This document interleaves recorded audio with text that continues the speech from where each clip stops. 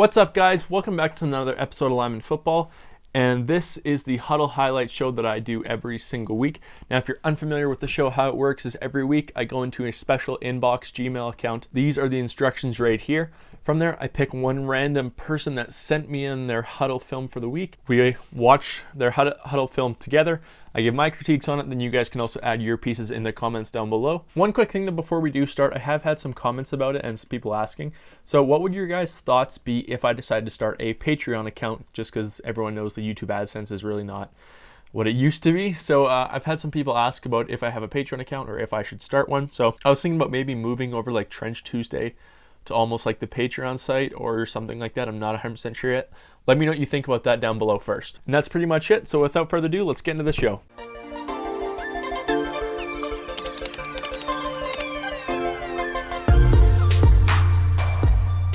All right, we are going to be into the Gmail account now. This is the account right here, lfhudl@gmail.com. All right, now we're in here. Let's randomly select one. Give it a flick.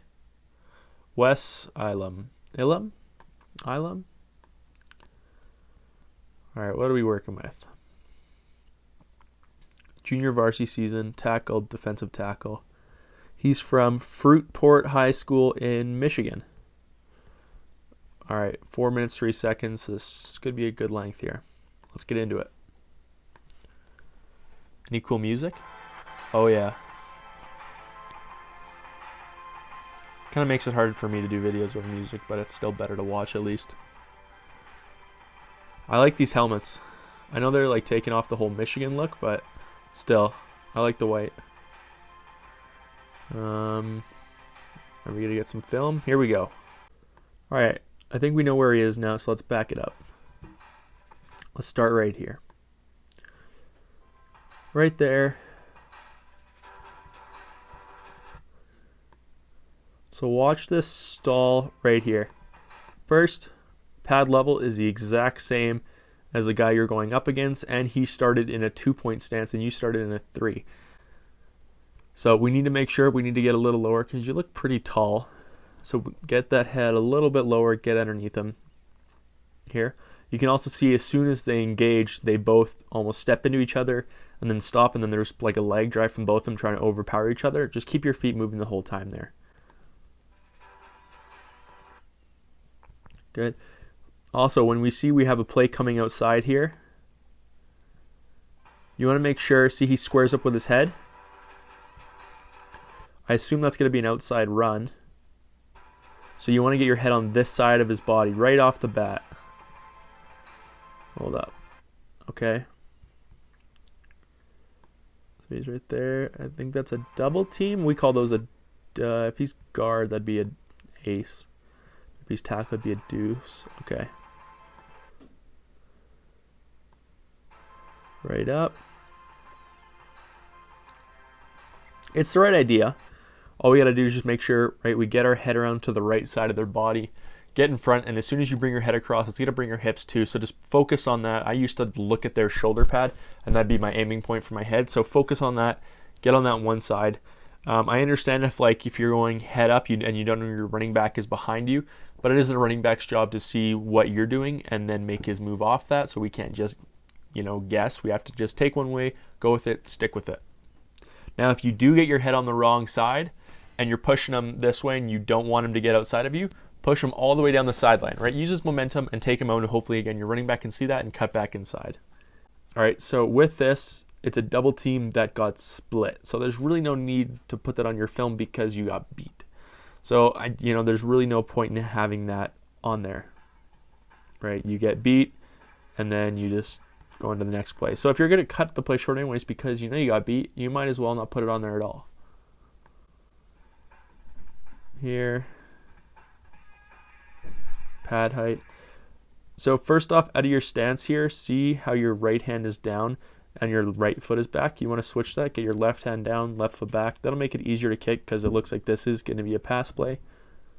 And it makes it awkward to come out of your stance here, right? So you're going to have to, first step is your hips are going to feel weird, so you're probably going to step forward with your right foot first, readjust your hips, that way you can get in your pass set. Just do it right out of your stance, gets rid of a step, makes you quicker, more efficient. That's what we want to do. First step, yeah, see, so your first step, you stepped up and then sat back and kind of got blown up. So you need to learn to sit back a little more. It seems like kind of a common thread is just keep working on your pass pro.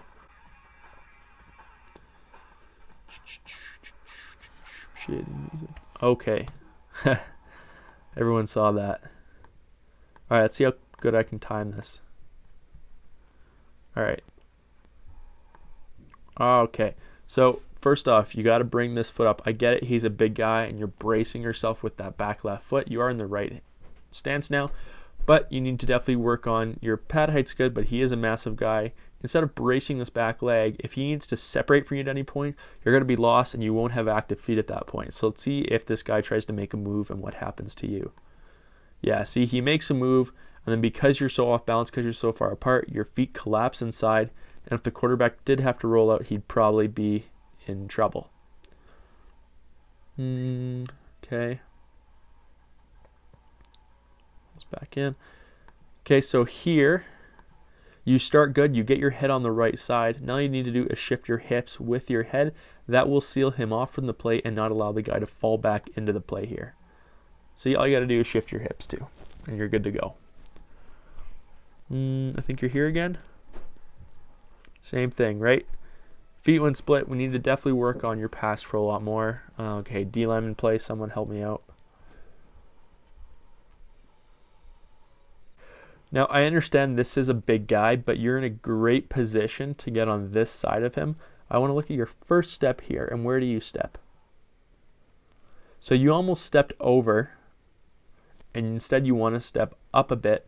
And again, you started out with good positioning on him, so make sure, get your head on this side of him, turn your hips. He's a big guy, but all you got to do is slow him up for just a short amount of time for the play to pass.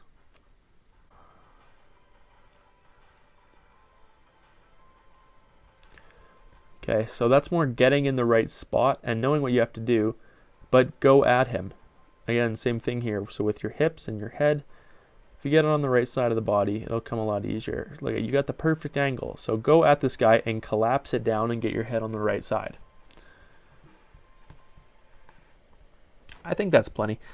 So, first off, with your film, remember guys, I know some people think it's for your friends in high school or girls or whatever it is, and you want to show the big plays, but instead of trying to show the big plays where you pancake someone in a double team or anything like that, focus on the technical plays that coaches, trainers, scouts will care about.